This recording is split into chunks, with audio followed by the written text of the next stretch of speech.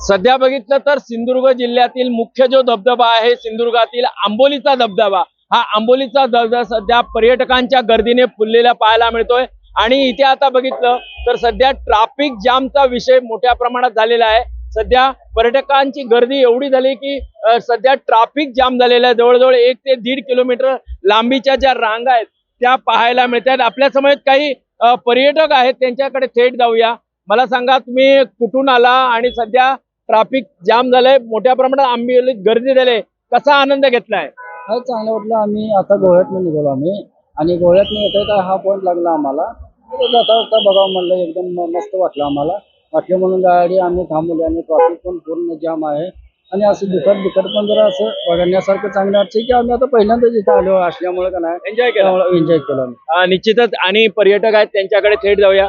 मला सांगा, तुम्ही मुंबईतून आलात, मुंबईपेक्षा इथे जे वेगळं सौंदर्य आहे ते कसं अनुभवलंय?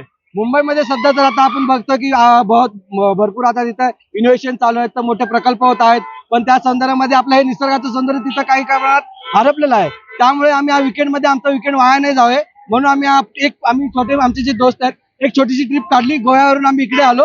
मग आंबोली घाट आम्हाला इथे दिसतात, एकदम अप्रतिम असं हे दृश्य आम्ही इथे पाहिलं। आणि हा धबधबा मी महाराष्ट्रामध्ये सर्वात मोठा धबधबा आहे आंबोली घाट। आणि याच्यामध्ये जे इथलं जे सौंदर्य फुललेलं आहे पावसाने, ते अप्रतिम अतिशय सुंदर आहे। आणि हे मी जे तुम्हाला सांगत आहे, आता ही ट्रॅफिक जी होत आहे ती आता सर्व आज हॉलिडे आहे, संडे आहे, तर यामुळे एवढी ट्रॅफिक होत आहे। तर याचं थोडं बहुत दक्षता घेऊन कुठेतरी पार्किंग इथलं जे सौंदर्य आहे ते अनुभवण्यासाठी ह्याला स्वर्ग म्हणतात। कसा स्वर्गाचा अनुभव घेतला? खूप छान वाटलं। गोव्यापेक्षा जास्त आम्हाला इथे सुंदर वाटतंय। सिंधुदुर्ग हा आम्हाला ऍक्च्युली स्वर्गच वाटतोय। इथून हलावंसं बिलकुल वाटत नाहीये। एवढी खूप मजा आली। आम्ही मित्रांसोबत गोवा फिरून आलो, पण गोव्यापेक्षा जास्त मजा आम्हाला आज इथे येते। खरंच खूप छान वाटलं। थँक्यू।